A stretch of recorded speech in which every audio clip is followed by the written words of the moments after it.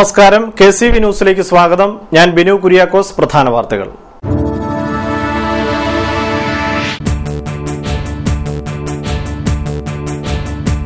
പണിതിട്ടും പണി തീരാതെ Kuttanad package. AC കനാലിന് 63 വയസ്സ്, പാക്കേജിന് 6 വയസ്സ് തികയാൻ 3 മാസവും.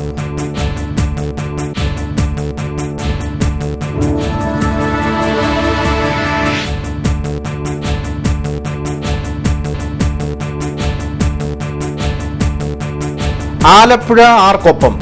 പാർലമെന്റ് തെരഞ്ഞെടുപ്പിന് ഇനി 8 നാളുകൾ മാത്രം.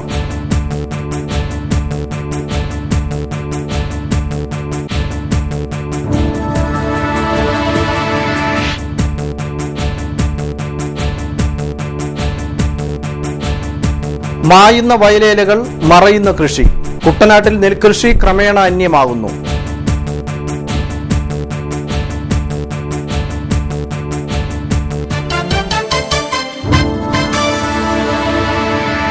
വാർത്തകൾ വിശദമായി. കുട്ടനാട് പാക്കേജിന് വെല്ലുവിളികൾ ഏറെ ഉണ്ടായെങ്കിലും കഴിഞ്ഞ ജനുവരി 13 മന്ത്രി PJ ജോസഫ് AC കനാൽ തറക്കല്ലിടലിന്റെ 1ാം ഘട്ടം ഉദ്ഘാടനം ചെയ്തതോടെ പ്രതീക്ഷകൾക്ക് ചിറകുമുളച്ചിരുന്നു. എന്നാൽ 1ാം ഘട്ട പ്രവർത്തനങ്ങൾ 3 മാസം പിന്നിടുമ്പോഴും കാര്യമായ പുരോഗതി ഉണ്ടായിട്ടില്ല. പ്രശസ്ത കാർഷിക ശാസ്ത്രജ്ഞനായ ഡോക്ടർ M. സ്വാമിനാഥൻ വിഭാവനം ചെയ്ത കുട്ടനാട് പാക്കേജ്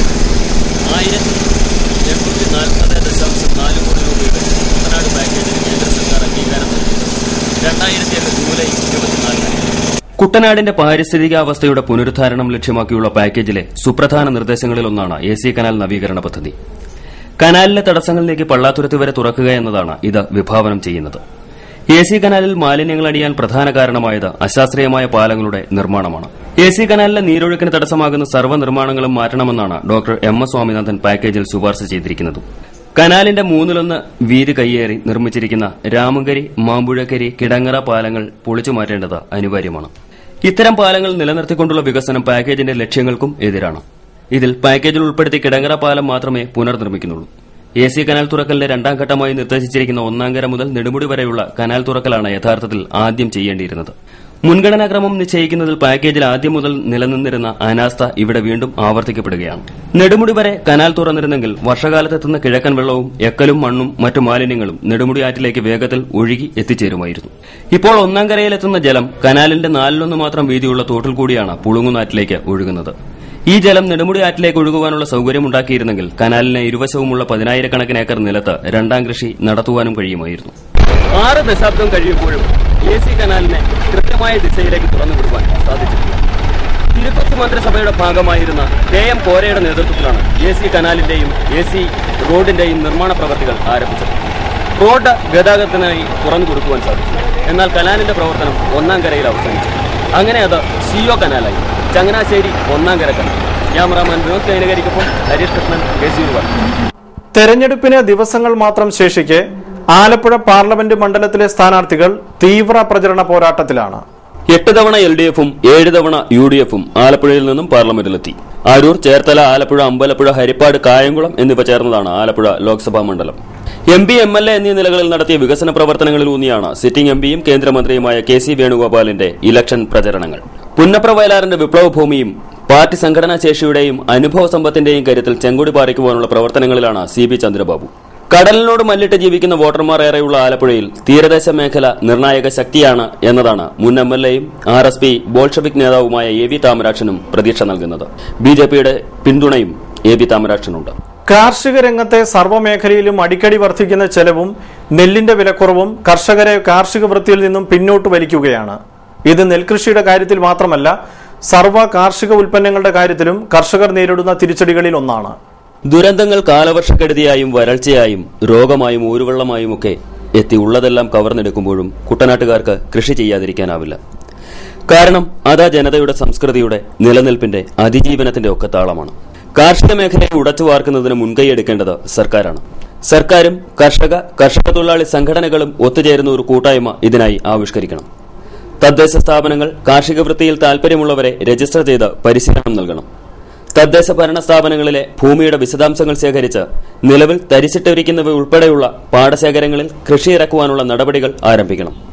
കൃഷിക്കാർക്ക് തൊഴിലാളികളെ നൽകേണ്ടതും കൃഷിക്കാരിൽ നിന്ന് കൂലി ശേഖരിക്കേണ്ടതും തദ്ദേശ സ്വയംഭരണ സ്ഥാപനങ്ങളാണ്. ഉൽപ്പന്നങ്ങൾക്ക് വിപണി ഒരുക്കാൻ സർക്കാരും മുൻകൈയെടുക്കണം. കാർഷികോൽപ്പന്നങ്ങൾ കെട്ടിക്കിടന്ന് നശിക്കാനിടവരാതെ കുടുംബശ്രീ പോലെയുള്ള സംവിധാനങ്ങളും മറ്റ് സംഭരണ കേന്ദ്രങ്ങളെയും എക്സ്പോർട്ടിംഗ് കമ്പനികളെയും സമീപിച്ച് ഉൽപ്പന്നങ്ങൾ അപ്പോൾ വിറ്റുപോകുവാനുള്ള സംവിധാനവും സർക്കാർ ആവിഷ്കരിക്കണം. സംഭരണ വിലയ്ക്കായി കർഷകർ കാത്തിരിക്കേണ്ടി വരുന്ന അവസ്ഥ തീർത്തും ഒഴിവാക്കുകയും വേണം. നിലവിൽ പല തദ്ദേശ സ്ഥാപനങ്ങളിലും ആവിഷ്കരിച്ച് വിജയിക്കുകയും ചിലപ്പോൾ പരാജയപ്പെടുകയും ചെയ്ത പദ്ധതികളെ കൂടുതൽ ആഴത്തിൽ പഠിച്ച് അവയുടെ നേട്ടവും കോട്ടവും മനസ്സിലാക്കി പ്രവർത്തനോന്മുഖമാക്കുവാനും സാധിക്കണം. കർഷക തൊഴിലാളികളടക്കമുള്ള ദുർബല വിഭാഗങ്ങളുടെ നടുപിടിക്കുന്ന ആനുകൂല്യ നിഷേധങ്ങളും ആധാർ പോലെയുള്ള ആധുനിക വിവരസാങ്കേതിക അഴിമതി സാഹചര്യങ്ങളും ഒഴിവാക്കപ്പെടണം. സമ്പന്നരും അതിസമ്പന്നരും മാത്രം ജീവിച്ചാൽ മതിയെന്ന സാമ്രാജ്യത്വ മുദ്രാവാക്യം ഒരു നാടിന്റെ കാർഷിക സംസ്കാരത്തിന് തുരങ്കം വയ്ക്കുകയാണ്. മുതലാളിത്ത ഉദാരവത്കരണ നയങ്ങൾ മണ്ണിൽ പണിയെടുക്കുന്നവരെയും കാർന്നു തിന്ന് വളരുമ്പോൾ ഈ വിവരണാതീതമായ ദുരന്ത സാഹചര്യങ്ങൾ കുട്ടനാടിനെ കെട്ടനാടാക്കി തീർക്കുന്ന കാലം വിദൂരമല്ല. News desk KCV. നീരേറ്റുപുറം ജലശുദ്ധീകരണശാലയിൽ നിന്നും മിത്രക്കരി മിത്രമഠം കോളനിക്ക് കിഴക്കുവശം കുടിവെള്ളം എത്തി. എന്നാൽ ഇവിടെ ഒരേ ഒരു പൊതു ടാപ്പ് മാത്രമേ ഉള്ളൂ. മുട്ടാർ പഞ്ചായത്തിലെ 12ാം വാർഡ് മിത്രക്കരിയിൽ ഉൾപ്പെടുന്ന പ്രദേശമാണ് കാരക്കാട്. ഇവിടെ ടാപ്പിലേക്ക് കുടിവെള്ളം എത്തുന്നുണ്ടെങ്കിലും പൊതു ടാപ്പുകളുടെ അഭാവം നിമിത്തം നൂറുകണക്കിന് കുടുംബങ്ങളാണ് ബുദ്ധിമുട്ടുന്നത്. വാട്ടർ അതോറിറ്റിയിലെ കരാറുകാർ തന്നിഷ്ടപ്രകാരം വാൽവുകൾ തുറക്കുകയും അടയ്ക്കുകയും ചെയ്യുന്നത് നിമിത്തം പൈപ്പ് ലൈനുള്ള പ്രദേശങ്ങളിലേക്ക് പോലും ജലം എത്തുന്നില്ല. മിത്രക്കരയിലെ വിവിധ പ്രദേശങ്ങളിലുള്ളവർ തലച്ചുമടായും ഓട്ടോറിക്ഷയിലുമൊക്കെയാണ് വെള്ളം ശേഖരിക്കുന്നത്. കുളിക്കാനും മറ്റ് പ്രാഥമിക ആവശ്യങ്ങൾക്കും ഉപയോഗിച്ചിരുന്ന നാട്ടുതോട് ഇന്ന് തീർത്തും മലിനമായി. പോളയും പായലും കയറി കിടക്കുന്ന തോട് വൃത്തിയാക്കാൻ പഞ്ചായത്തോ മെമ്പർമാരോ താൽപര്യം കാണിക്കുന്നില്ല എന്നും നാട്ടുകാർ പറയുന്നു. തൊഴിലുറപ്പിൽ ഉൾപ്പെടുത്തി സ്വകാര്യ വ്യക്തികളുടെ പോലും കുളവും പുരയിടവും വൃത്തിയാക്കാൻ അനുമതി നൽകുന്ന വാർഡ് മെമ്പർ ഇത് ശ്രദ്ധിക്കുന്നില്ല എന്ന പരാതിയും നാട്ടുകാർക്കുണ്ട്. ഞങ്ങൾക്ക് പുതിയതായിട്ട് ഈ കണക്ഷൻ കൊടുത്തതിന് ശേഷം ഇവിടുന്ന് ഞങ്ങളുടെ അവിടെ ഒരു 35 വീട്ടുകാരോളം ഈ ഇതിനകത്ത് താമസിക്കുന്നുണ്ട്. ഞങ്ങൾക്ക് അവിടെ ഇതുവരെ കുടിവെള്ളം ഞങ്ങൾക്ക് കിട്ടിയിട്ടില്ല. ഇപ്പം ഇവിടെ ആഴ്ചയിൽ ഒരിക്കലും കാരക്കാട്ട് ഈ പൈപ്പിൽ എന്ന് പറഞ്ഞാൽ ആഴ്ചയിൽ 2 പ്രാവശ്യം ഇപ്പം വല്ലപ്പോഴും വരുന്നുണ്ട്. അക്കരക്കാർക്കും വെള്ളമില്ലാതെ അവരും കൂടി ഇവിടെ വന്ന് ഇവിടെ ആണെങ്കിൽ ഒത്തിരി ആൾക്കാരാണ് ഇവിടെ വെള്ളം വന്നിട്ട്. ഞങ്ങളുടെ അവിടെ ഇപ്പം വെള്ളം ഇതുവരെയായിട്ടും വന്നിട്ടില്ല. ഈയിടെ പുതിയ കണക്ഷൻ കൊടുക്കാനായിട്ട് ഞങ്ങളിവിടെ 2 പേര് വർക്കിന് വേണ്ടി വന്നപ്പം അവരോട് സംസാരിച്ചപ്പോൾ അവർ പറഞ്ഞു ഇലക്ഷൻ വരുന്നത് കാരണം പുതിയ കണക്ഷൻ ഒന്നും കൂടെ. പുതിയ കണക്ഷനല്ല, ഇത് 2 ടാപ്പോളം ഞങ്ങളുടെ ആ വീട് ഉള്ളേരിയയിലോട്ട് 2 ടാപ്പോളം കിടപ്പുണ്ട്. ആ 2 ടാപ്പിൽ ഇതുവരെ വെള്ളം വരുന്നില്ല. ഞങ്ങൾ പുതിയ ഈ കണക്ഷൻ എങ്ങനെയും കൊടുത്ത് ഞങ്ങൾക്ക് അവിടെ വെള്ളം കിട്ടണം. അതിനൊക്കെ ഇപ്പം അതുകൂടാതെ ഞങ്ങൾക്ക് ഈ തോട്ടിലാണെങ്കിലും ഒരു 35 വീട്ടുകാർ കുളിക്കുന്ന ഇവിടെ ടാപ്പ് എല്ലാ വീട്ടുകാർക്കും ഇവിടുന്ന് ടാപ്പ് ഇട്ട് ഇത്രയും ദൂരം വരെ ടാപ്പ് ഇട്ട് ഞങ്ങൾ വെള്ളം കുളിക്കാനും വീടിന്റെ ഉപയോഗത്തിനും എല്ലാം എടുക്കുന്നത്. ഈ വെള്ളത്തിൽ ഈ പോളയം കയറി ഇപ്പം കുറെ താറാവിനെ കൊണ്ട് ചാടിച്ച് ഞങ്ങൾക്ക് ഇവിടെ കുളിക്കാൻ അത്ര സ്മെല്ലാണ് ഈ പോളയം കിടക്കുന്നത്. ഒരു തൊഴിലുറപ്പ് വന്നാൽ പോലും നമുക്കിപ്പോൾ ഈ ഒരു പണി കണ്ടത്തിലെ പണിയൊക്കെ ഇട്ടാൽ ഞങ്ങൾക്ക് അത്യാവശ്യമായിട്ട് ഈ പോള വരേണ്ട കേസാണ് ചെയ്യേണ്ടത്. അതൊന്ന് എങ്ങനെയാണ് ഈ പഞ്ചായത്തുകാരോ പഞ്ചായത്ത് അധികൃതരും ചെയ്തു തരണമെന്ന് ഞങ്ങൾ പ്രത്യേകം പറയുന്നു. ആലപ്പുഴ റെയിൽവേ സ്റ്റേഷനിൽ നിന്നും 200 കിലോ നിരോധിത പുകയില ഉൽപ്പന്നങ്ങൾ പിടികൂടി. ധൻബാദ് എക്സ്പ്രസിൽ നടത്തിയ പരിശോധനയിലാണ് പാൻ മസാലയും പുകയില ഉൽപ്പന്നങ്ങളും പിടികൂടിയത്. ആലപ്പുഴ റെയിൽവേ പോലീസ് നടത്തിയ തിരച്ചിലിലാണ് 3 ചാക്കുകളിലായി സീറ്റിനടിയിൽ ഒളിപ്പിച്ച നിലയിൽ നിരോധിത പുകയില ഉൽപ്പന്നങ്ങൾ കണ്ടെത്തിയത്. സംഭവത്തിൽ ആരെയും പിടികൂടാൻ കഴിഞ്ഞിട്ടില്ല. RPF CI Shibu George, ASI R Ajayan എന്നിവരുടെ നേതൃത്വത്തിലാണ് പുകയില ഉൽപ്പന്നങ്ങൾ കണ്ടെടുത്തത്. ഇന്നലെ രാത്രി ഏകദേശം 8:30 ധൻബാദിൽ നിന്നും ആലപ്പുഴയ്ക്ക് വരുന്ന എക്സ്പ്രസിന്റെ ഫ്രണ്ട് SLR 2 പാർസൽ വാങ്ങി ചെക്ക് ചെയ്തപ്പോൾ 3 ബണ്ടിലുകൾ സംശയകരമായ രീതിയിൽ കാണപ്പെട്ടു. അത് നിരീക്ഷണത്തിൽ വെക്കുകയും രാത്രി മുഴുവൻ നിരീക്ഷണത്തിൽ വെക്കുകയും ആരെങ്കിലും ക്ലെയിം ചെയ്യാൻ വരുന്നുണ്ടോയെന്ന് വെയിറ്റ് ചെയ്ത് രാവിലെ വരെ ആരും വരാത്തതുകൊണ്ട് തുറന്ന് പരിശോധിച്ച് കഴിഞ്ഞപ്പോൾ അതിൻ്റെ അകത്ത് കേരളത്തിൽ നിരോധിച്ചിരിക്കുന്ന പുകയില ഉൽപ്പന്നമായ ഹൻസ് ആണെന്ന് കാണപ്പെട്ടു. അത് വെയിറ്റ് എടുത്ത് നോക്കിയപ്പോൾ 3 ബണ്ടിലും ചേർന്ന് 195 കിലോ ഉള്ളതായിട്ട് ശ്രദ്ധയിൽപ്പെട്ടു. അത് സാക്ഷികളുടെ സാന്നിധ്യത്തിൽ അത് സീസ് ചെയ്യും. ഇനി അത് മേൽനടപടികൾക്കായിട്ട് ഫുഡ് സേഫ്റ്റി ഓഫീസർക്ക് കൈമാറുകയും ചെയ്യും. ഇടവേളയ്ക്ക് ശേഷം വാർത്തകൾ തുടരും. KCV വാർത്തകൾ നിങ്ങൾക്കായി അവതരിപ്പിക്കുന്നത് മനോഹരമായൊരു വീട് നമ്മുടെ എല്ലാം സ്വപ്നമാണ്. നിങ്ങളുടെ സ്വപ്ന ഭവനങ്ങളെ മനോഹരമാക്കാൻ ഇതാ സിമ്പിൾ ഷാലിമാർ സൂപ്പർ ബ്രാൻഡ് ടൈലുകളുടെയും ഗ്രാനൈറ്റിന്റെയും വിസ്മയ ലോകം. വിപുലമായ സ്റ്റോക്ക്, ഫാസ്റ്റ് സർവീസ്, 100% ഗുണമേന്മ ഇവയൊക്കെ നിലനിർത്തുന്നതുകൊണ്ട് ഞാൻ പറയുന്നു Shalimar. Shalimar marbles and granite, സ്വപ്ന ഭവനത്തിന് ഇവിടെ പൂർണ്ണത. Shalimar marbles and granite, Manikkachira, AC road, Changanassery.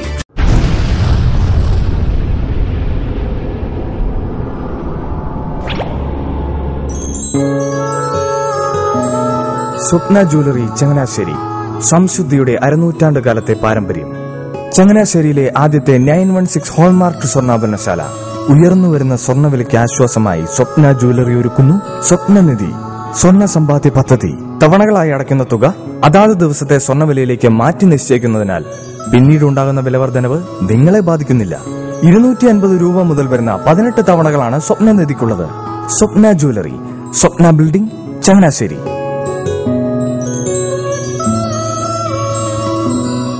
എന്റെ മോഹനേട്ടാ, എളുപ്പ വഴികളും കുറുക്കു വഴികളും നോക്കി പോകുമ്പോഴാ നമ്മളെ ആരെങ്കിലും പറ്റിക്കണത്. എന്നെ ഇന്നവരാരെങ്കിലും പറ്റിച്ചിട്ടുണ്ടോ? കാരണം എന്താ? എനിക്ക് ബുദ്ധിയുണ്ട്. അനു തിരക്കിലായിരിക്കുമല്ലേ? അതെ. അനുവിനെ കഴിഞ്ഞ ആഴ്ച ആലപ്പുഴയിലെ മുല്ലക്കൽ പ്രിൻസ് ജുവലറിയിൽ നിൽക്കുന്നത് കണ്ടിരുന്നല്ലോ. അതെ, ഞാൻ അവിടെ നിന്നാണ് സ്വർണ്ണാഭരണങ്ങൾ വാങ്ങാറുള്ളത്. അതെന്താ, മറ്റൊരുപാട് ജുവലറികൾ അവിടെ ഉണ്ടല്ലോ, പിന്നെന്താ മുല്ലക്കൽ പ്രിൻസ് ജുവലറിയിൽ നിന്ന് തന്നെ സ്വർണ്ണാഭരണങ്ങൾ വാങ്ങുന്നത്? അതെല്ലാവർക്കും അറിയാവുന്ന കാര്യമല്ലേ. ഗുണമേന്മയിലും വിശ്വസ്തതയിലും 2 പതിറ്റാണ്ടിന്റെ പാരമ്പര്യമുള്ള മുല്ലക്കൽ പ്രിൻസ് ജുവലറിയിലെ ഏറ്റവും ചെറിയ ആഭരണങ്ങളിൽ പോലും 916 BIS ഹോൾമാർക്ക് മുദ്ര ഉറപ്പുവരുത്തുന്നു. ആരുടെയും സങ്കല്പത്തിന് അനുയോജ്യമായ വ്യത്യസ്തതരം ഡിസൈൻസ്. അങ്ങനെയാവുമ്പോൾ പണിക്കൂലി കൂടുതലായിരിക്കും അല്ലേ? ഏറ്റവും കുറഞ്ഞ പണിക്കൂലി. മാത്രമല്ല 916 BIS ഹോൾമാർക്കഡ് സ്വർണ്ണാഭരണങ്ങൾ മാറ്റി വാങ്ങുമ്പോൾ വിലയിലോ തൂക്കത്തിലോ കുറവ് വരുന്നില്ല. അപ്പോൾ ശരിക്കും ഹീറോ മുല്ലക്കൽ പ്രിൻസ് ജുവലറി ആണല്ലേ? അത് പിന്നെ പറയാനുണ്ടോ? 100% BIS ഹോൾമാർക്കഡ് സ്വർണ്ണാഭരണങ്ങൾ വിൽക്കുന്ന സ്വർണ്ണാഭരണശാല പ്രിൻസ് ജുവലറി, മുല്ലക്കൽ, ആലപ്പുഴ. വാർത്തകൾ തുടരുന്നു. വിവിധ ആവശ്യങ്ങൾ ഉന്നയിച്ച് ഗൌഡ സാരസ്വത ബ്രാഹ്മണ സഭയുടെ നേതൃത്വത്തിൽ കളക്ടറേറ്റിന് മുന്നിൽ കൂട്ടധർണ നടത്തി. സർക്കാരിൽ നിക്ഷിപ്തമായ ആലപ്പുഴ മെഡിക്കൽ കോളേജ് ഭൂമിക്കും മറ്റാസ്തികൾക്കും ഉചിതമായ നഷ്ടപരിഹാരം നൽകുക തുടങ്ങി 7ഓളം ആവശ്യങ്ങൾ ഉന്നയിച്ചാണ് ധർണ നടത്തിയത്. GSB ക്ഷേമസഭാ പ്രസിഡന്റ് കെ രാധാകൃഷ്ണൻ നായിക് ധർണ ഉദ്ഘാടനം ചെയ്തു. 1960കളിൽ ഉദ്ദേശം 50 വർഷങ്ങൾക്ക് മുമ്പ് കേരളത്തിൽ പ്രത്യേകിച്ചും തീരപ്രദേശമായ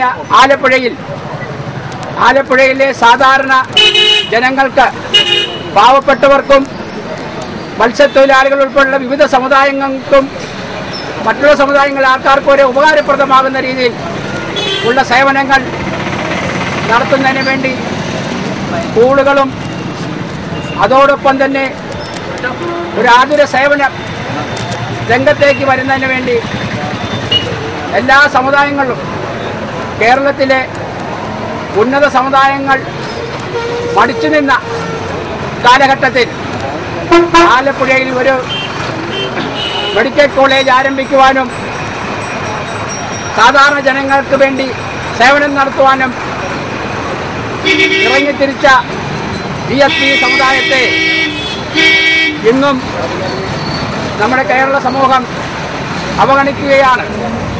ഇതിനൊരു പരിഹാരം കണ്ടേ തീരൂ. P. രംഗദാസ് പ്രഭു അധ്യക്ഷനായി. M. കൃഷ്ണയ്യർ, രാമരാജധർമ്മ, രാമനാഥ് പ്രഭു തുടങ്ങിയവർ സംസാരിച്ചു. മെഡിക്കൽ കോളേജിൽ സമുദായാംഗങ്ങൾക്ക് യോഗ്യതയുടെ അടിസ്ഥാനത്തിൽ ജോലിയും സംവരണവും ഏർപ്പെടുത്തുക തുടങ്ങിയ ആവശ്യങ്ങളും ഉന്നയിച്ചായിരുന്നു സമരം നടത്തിയത്. ലോക്സഭാ തെരഞ്ഞെടുപ്പിൽ ആലപ്പുഴ ജില്ലയിലെ 9 നിയമസഭാ മണ്ഡലങ്ങളിലെ 1469 പോളിംഗ് സ്റ്റേഷനുകളിലേക്കുള്ള ഇലക്ട്രോണിക് വോട്ടിംഗ് യന്ത്രങ്ങൾ വിതരണം ചെയ്തു. അസിസ്റ്റന്റ് റിട്ടേണിംഗ് ഓഫീസർമാർ ബാലറ്റ് പേപ്പറും ഇലക്ട്രോണിക് വോട്ടിംഗ് യന്ത്രവും ഏറ്റുവാങ്ങി. ആലപ്പുഴ കളക്ടറേറ്റ് കോൺഫറൻസ് ഹാളിൽ നിന്നാണ് ബന്ധപ്പെട്ട ഉദ്യോഗസ്ഥർ ഇവ ഏറ്റുവാങ്ങിയത്. ചെമ്പുംപുറം വൈശ്യംഭാഗം പുളിക്കക്കാവ് ശ്രീ പോർക്കലി ഭഗവതി ക്ഷേത്രത്തിലെ പൊങ്കാല മഹോത്സവം നടന്നു. മീനഭരണി നാളിൽ ആണ്ടുതോറും നടത്തിവരാറുള്ള പൊങ്കാല സമർപ്പണം ബുധനാഴ്ച നടന്നു. ഗോപാലകൃഷ്ണ പോറ്റി മുഖ്യ കാർമ്മികത്വം വഹിച്ചു. രാവിലെ 8-നാണ് പൊങ്കാല മഹോത്സവം ആരംഭിച്ചത്. തുടർന്ന് മഹാപ്രസാദമൂട്ടും നടന്നു.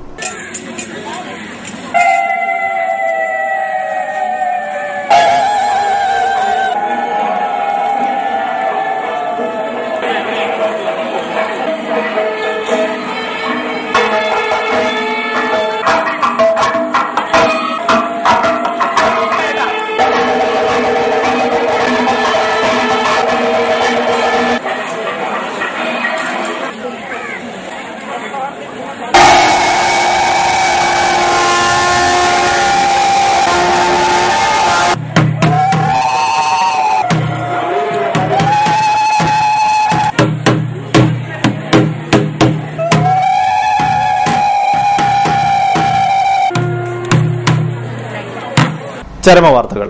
തലവടി ചിറയിൽമഠം രത്നമ്മ നിര്യാതയായി. 85 വയസ്സായിരുന്നു. സംസ്കാരം വ്യാഴാഴ്ച വീട്ടുവളപ്പിൽ. ചെറുകര മുണ്ടകപ്പാടം ജിഷാവിലാസം വീട്ടിൽ ജിനീഷ് നിര്യാതനായി. 27 വയസ്സായിരുന്നു. സംസ്കാരം വ്യാഴാഴ്ച 2:30 വീട്ടുവളപ്പിൽ. പ്രധാന വാർത്തകൾ വീണ്ടും.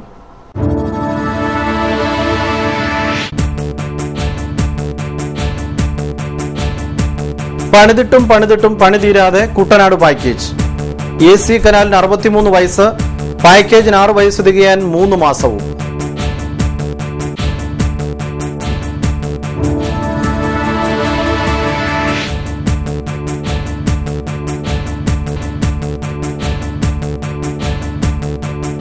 ആലപ്പുഴ ആർക്കൊപ്പം? പാർലമെന്റ് തെരഞ്ഞെടുപ്പിന് ഇനി 8 നാളുകൾ മാത്രം.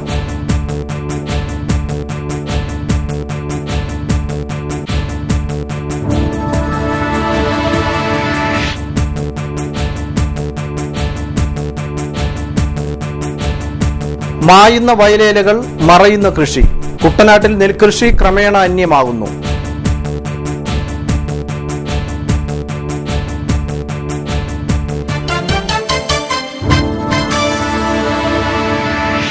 വാർത്തകൾ കഴിഞ്ഞു.